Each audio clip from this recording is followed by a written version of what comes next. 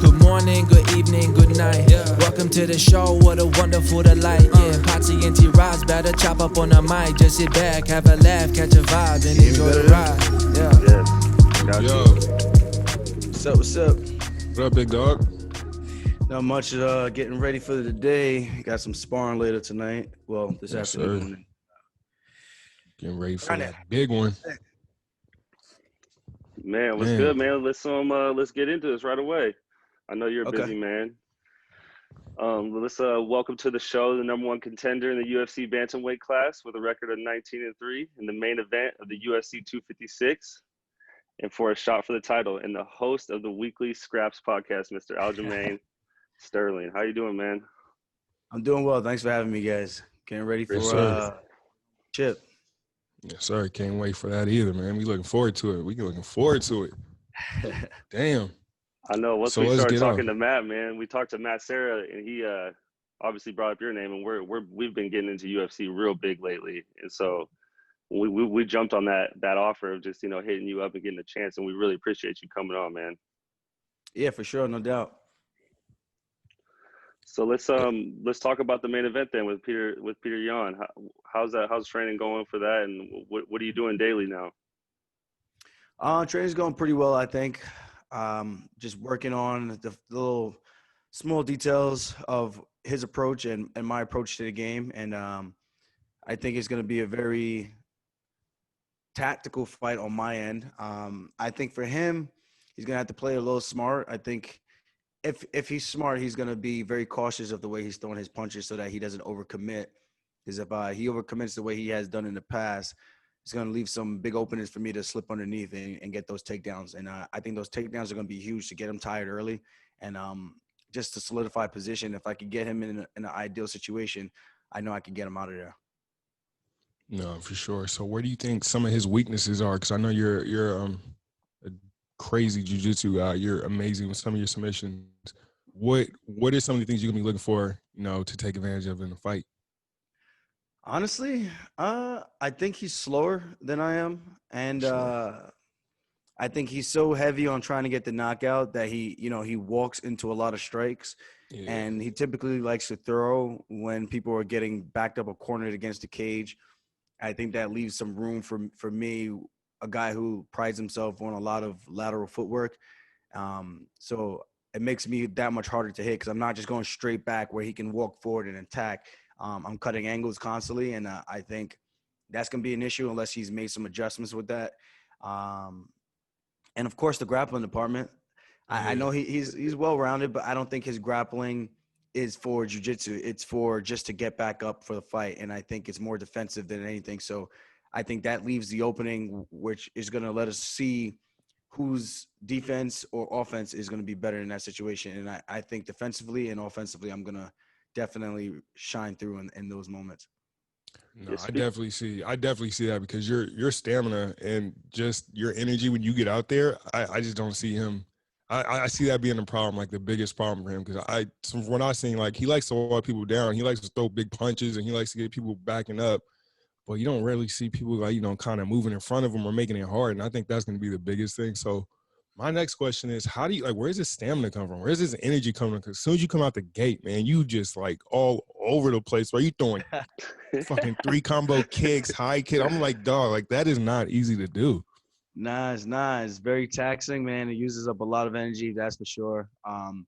It's just the training. You got to put in the hard work and knowing that if I'm going to want to put out a pace like that, I got to be sure that I can keep that up for 15 minutes, now 25 minutes. So that's one of the things we're definitely working on, making that transition again. I did that back when I was at Cage Fury. So going back to those 5-round fights, everything right now, it kind of reminds me of back in the days, just the long grinding strength and conditioning sessions I would have to do just to make sure that muscle endurance and I still would have that explosiveness all the way towards the end of the fight when it's going back and forth like that. So I like intensity, man. That's just how I've always been. We used to do this thing in wrestling back in high school when I first started in 10th grade. The seniors, one of them, Maurice Stoner, he would always do this chant in the room, and it would always be like, who want to jog with me? And then everybody else on the team would like just echo it. So who want to jog with me? And then we say, I want to jog with you. And then it would just be an echo. And it's like, I want to be a champ. Who want to be a champ? I do. Let's go. Let's go. Let's go. And it's just crescendo. Yeah, As you get to that sure. height, it's like, let's go. And everyone's sprinting, 10-second sprint. And that's just one of the, I used to jog around the mat, slap my head a couple of times on the headgear, boom, boom, boom, boom, boom, boom. And then I step on the line and I'm ready. I'm shaking. We shake hands and I'm ready to go. I'm just attacking my opponent, So I bring that same mentality into the octagon, and it can be exhausting, but it gets me in the right mental headspace that I need to fight someone and to compete. Speak about that, the difference of like the 3 rounds to the 5 rounds, like how much of a difference that really is. And obviously you said you did it before in Cage Fury, and then you go back to 3, and then now you're doing another 5-round championship fight. Talk to us about that. It's different, that's an extra 10 minutes. I spar twice a week, so that would be 30 minutes of sparring, and now you make that 25 minutes, so that's a whole extra 20 minutes, So it's a lot of extra work, getting punched in the face, making those adjustments, more room for error in terms of giving your opponent more of an opportunity to try to catch you. So 3 rounds, you could kind of be like, okay, if I can, play it safe, whatever your strategy might be. Now you're going into a 5-round fight, you got to change that strategy a little bit, So depending on your fight style, I think for someone like me, the longer the fight goes, typically I do better. I think I usually outshine my opponents when it comes to the cardio and stamina department. So I know Jan is in pretty good shape, but he's never had the adversity where guys are pushing him back and getting him tired. I had one fight in the UFC where I was extremely tired. I did 3 workouts the day of the fight, and Damn. I was exhausted. The first round, man, I came out on fire the first round, and after that, I clearly tapered off. And I was like, man, I think I might have overdid it today doing my morning shakeouts. Yeah. I think I did a little bit too much of a warm-up before getting out here, and it showed. So I don't think he's had any opposition like that yet. So we haven't seen him face that adversity. So I don't know what that looks like for him. Maybe he has outside of the UFC, but I've got 14 fights in the UFC. He's got 6.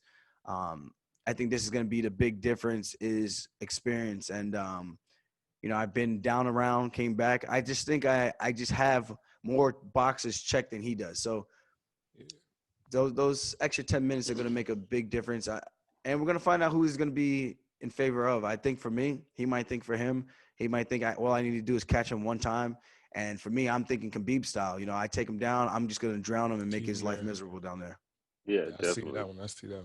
So, man, I know personally, I used to be a big UFC fan back in the day, and then I kind of got off of it a little bit. Then I started getting really into it these past like 3-4 months. So I'm kind of indulging myself in all this, but kind of help me and some of the listeners kind of break down what is it? What's it like the day of a fight? Like, what is your routine? Because you just said you had 3 workouts before a fight, and I'm thinking that's not anything somebody be doing before they go out and fight, especially and just when you have something going on that night. So what is it like for you daily, or not even daily, just for the day of the fight? The day of the fight, I normally do my morning shakeout, get up while all the food is still kind of settled in me. And, you do your drastic weight cut, you put everything back in, and you put a lot back in. Usually for me, it's 15, 17 pounds. So at that point, you got to get that moving through your body, and you got to feel good. You want to still feel nimble, loose on your toes and all that. At least that's the type of fighter I am. I don't want to be all heavy and just stuck in the mud, as Conor McGregor would say.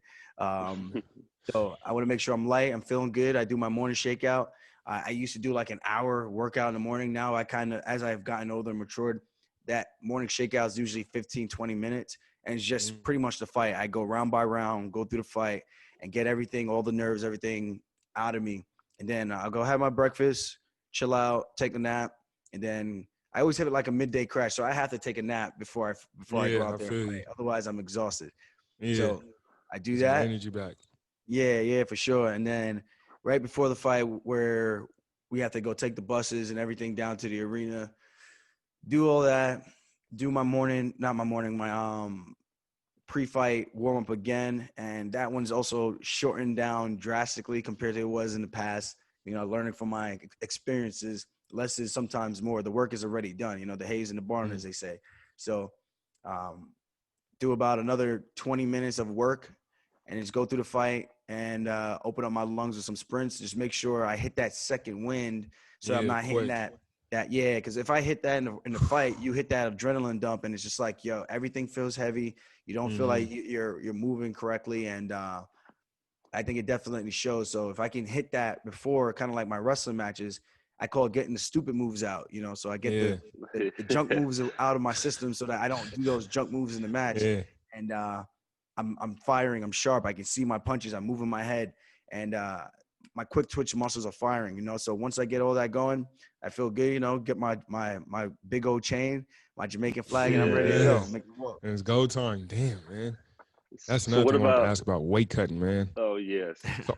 Sorry. I've been curious about this for a while. Weight cutting, that shit to me is like, I had no idea. It's like as dangerous as it is. Like, I didn't think people, and I heard you say on, I think with Brendan Schaub, that you usually sometimes walk around 170 and you have to cut all that weight. I get pretty big, man. I can get pretty big if I'm not training, not doing the right things. How the hell do you how do you cut? I know you have to kind of watch it through camp, but how do you maintain that? It's not easy. I think for me, the main thing is I try to do it gradually. And when I get to 170, it's usually because I'm not training at all. I'm just being fat, eating everything, pizza nonstop, burgers. And it's not like, there's people who get fat and they blow up and they look like, I look big, but at the same time, you still got it. Still pretty lean. I'm not jacked or anything ripped up as I am when I'm cutting weight, but I'm still pretty lean. And so I think that goes to show when I actually start to get down into the 60s or the 50s, my body fat is in between 5 and 6, depending on, the day. So it's not a fun weight cut, man. It's not fun by any means. I just try to do it little by little. So if I have a 6-week camp, and from the wrestling mentality, man, if I really wanted to do it, I could cut the weight in a week. Damn. It's going to be hard as hell, but I can do it in a week. It's not fun.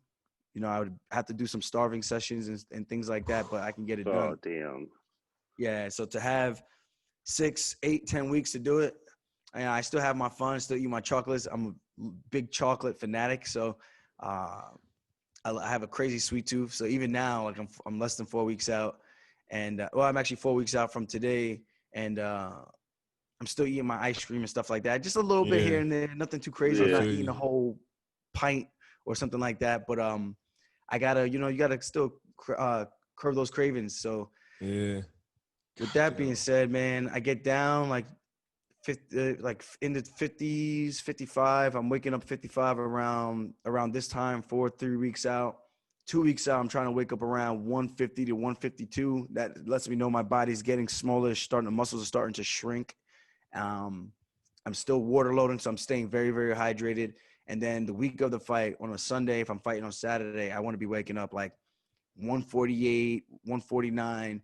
And fight week, which starts on Tuesday, if I can be 146, then the rest is just a couple of hard workouts. Well, light workouts with a lot of workout clothes on, sweating it all out, burning some calories, nice and easy. And then I do the last 4 to 6 pounds in the sauna or the hot tub and step on the scale, and then I try to put it on as fast as I can. And that's like a plan. That sounds like a fucking nightmare. Yeah. Holy shit. Every step of the way.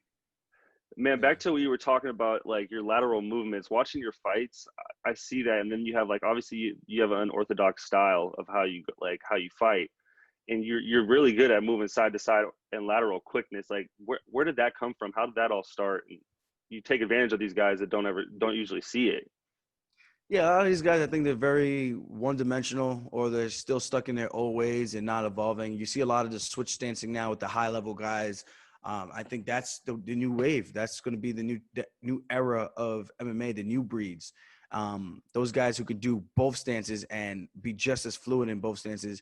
And on top of that, if you can wrestle, that's just a game changer, So being able to dictate where the fight goes, I think is huge. And having lateral footwork, you look at a guy like even like Sandhagen, you know, I just fought him, but he just had a ridiculous fight against Marlon Moraes. And a lot of the stuff he does is just his footwork, in and out, side to side, makes him hard to read. He's shifting stances at the same time. And we kind of got a similar style in that regards. He's more volume with the punches. I'm more volume with the kicks. It's just hard to track down an opponent like that, you know? So it's hard to hit. You don't know which stance they're going to be in. So when they're throwing the counters, it makes you more susceptible to those attacks because you might be reading an orthodox fighter, and as he shifts, he switched southpaw. Now you thought that cross was his right hand. Now that cross is his left hand. So there's more power, more sting on that punch. And if you step in too much and overcommit, you could get cracked and get caught. So there's a lot, man. I would like to think I picked that up through my childhood, just playing a lot of pickup football, a lot of pickup basketball. And a lot of pickup soccer. You know, I played a lot of sports coming up, and a lot of unorganized sports, but I did play a lot of organized as well. And I think my childhood of playing those things at the park and things like that, and just on the block with all the kids that I used to live with down the street, I think you learn those skills and you kind of learn to harvest it as you get older, you know. So I think those skills being kind of familiar with me made it a little bit easier to me to make those transitions as a professional athlete. And even in wrestling, you know, just being able to have that endurance to be on your toes and moving light on your toes, doing stutter steps, doing fake steps into a real shot. I think it all kind of works together. It's not an easy thing to do. Like I said, it's taxing, just like kicking is taxing. Lateral footwork is a lot of movement, I mean, we're basketball players. So what was your basketball game like, or what is your basketball game like right now? It's all right, man. I had a big surgery on my hand, so the flick of the wrist is a little off these days. But a little janky, a little rusty. Yeah. So I don't got a whole lot of mobility here. It's pretty beat up from the surgery. So that's one of the unfortunate things I will say. But I can still punch people, and still grapple. So it works out, you know. But definitely won't be playing high-level basketball anytime soon. I was the guy who always prided himself on defense, man. The same way with MMA. Defense is everything. So the same thing for fighting. My defense is everything. Same thing with basketball and all the other sports. I'd rather play defense because offensively, I can't get blamed for something that doesn't go right. Yeah. You know? So I feel you. Oh, I hold it awesome. down. Man. So I know you're a big wrestling guy and you were amazing in college. How did you transition? How did you make the transition from wrestling to Brazilian Jiu-Jitsu? As soon as wrestling season was over, because I was in college, my freshman year I met John Jones. I didn't start MMA until a sophomore in college when I transferred to SUNY Cortland. And over at SUNY Cortland, when I reached out to Jones, he was training right down the block from my college, which was the craziest coincidence. Damn. And I asked him to come down. He let me come down. And that was before wrestling season. And as soon as wrestling season was over, I went down and I actually started training for about a month. And I think I had my first amateur fight. And, you know, there wasn't much jiu-jitsu back then. It was kind of more YouTube videos. Our coach was okay. He fought before, but he wasn't a Brazilian jiu-jitsu guy. So I kind of picked it up on my own until they brought in a couple-time world champion to the gym, Nazare, Brazilian guy. I picked up a lot from him, got my blue belt under him. And then when I finished up college, I moved back home to Long Island. And that's when I really started tightening up my BJJ. From what I learned from Hene, I learned a lot more with Matt because I was able to put more time in. But I learned a good amount from Nazare. He showed me a lot of good stuff. He's a couple-time world-time champion in gi. So I give that guy a lot of credit just for getting me really started with jiu-jitsu. But Matt kind of took my crazy funky style and made it work for me in terms of some of the stuff. Like he would show me the basics and the fundamental stuff because I didn't really learn that in the beginning. And all the wild style stuff, I would do good against the guys who didn't really know jiu-jitsu. But the high level black belt, brown belt guys, once they get past my crazy speed and everything and they can hold me in a position, then they kind of took away all my funk. So Matt showed me some stuff to get out of those situations and help tighten up my game. And I think that just made my scrambling funk game even tighter because now I can do the basics, but I still got my creativity where I'm just jumping into stuff and and creating scrambles and still falling into submissions. So I think all that helped out a ton.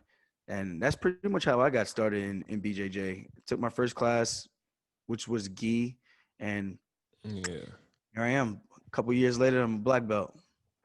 So how long did it take you to get to a black belt? Because this sounds fast. Yeah, I'm like, that is amazing. I feel like I could have done it faster if I was down in Long Island from the beginning with my BJJ, because I would have had to have done multiple classes. When I was upstate, I did multiple training sessions in a day. I would do 2-3 jiu-jitsu sessions in a day just to kind of pick it up, because that's how green I was. But I didn't learn like the stuff that Hane taught me like the fancier stuff. Matt taught me the basic stuff. So it all tied together when it came back. So that would be 2011. And yeah, almost 10 years. And I got my black belt, 2 years ago now? Or about 2 years ago? About a year and a half ago. So yeah, about 9 years for me to get my black belt. Man, I got a question for you. Hey, is Matt Serra always have that much energy? Because he came on our podcast and it just seems like that dude just has endless energy, man. Yeah, he takes a 5-hour energy, and that guy, you can't get him. You can't get him to stop. Yeah, you need that, bro. Yeah, for that, you a UFC fighter, man. You need that energy, bro. You can't live without it. You can't live without it. But yeah. So tell us a little bit about your podcast, man. I was watching a few episodes this morning. It's amazing. I'm loving it. I think I watched the last one you were talking about, Anderson Silva, and then I think the same one where you're talking about, Khabib. But how long you been podcasting? What's going on with that? It's coming on 2 years in December. Oh God, damn! Congrats. Yeah, like mid-December. Yeah, thank you. So it's been a while. It's fun, man. I like breaking down the fights, and I think it helps me become a better fighter and a better coach, because I'm taking a lot of things that I see from these guys when they're fighting, these guys and girls, and I'm taking it into my training sessions, or it's giving me food for thought to break down certain situations that maybe I can use this in a particular situation. Maybe not me or one of my teammates, training partners. So I think it's all good for that stuff, man. And it's fun, man. I like talking shop about the fights. Yeah. I watch them pretty much every weekend. Pretty much the first, the curtain jerker, as they call it, all the way to the main event. So it keeps me sharp, so I can know who's who the young cats coming in that are, they're the prospects coming up my weight class, and that I might potentially fight in a couple years or a couple months, So that keeps me sharp, keeps me honest, and lets me stay ahead of the competition, because I'm watching everybody. I'm not breaking them down when I have to fight them.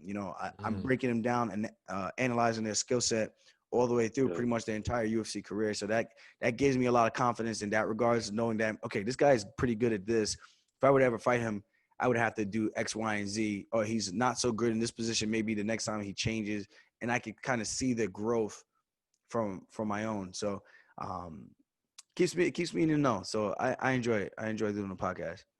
Just building a database. Podcast, yeah, for sure. A database over there. He's gonna turn it into a cheat code. Yeah, scoop down everybody, man. That's dope. So if you had one dream guest, who would it be? One dream guest. That's kind of putting you on the spot. It's a little tough, but yeah. Yeah, you know what? I think it'd probably be The Rock.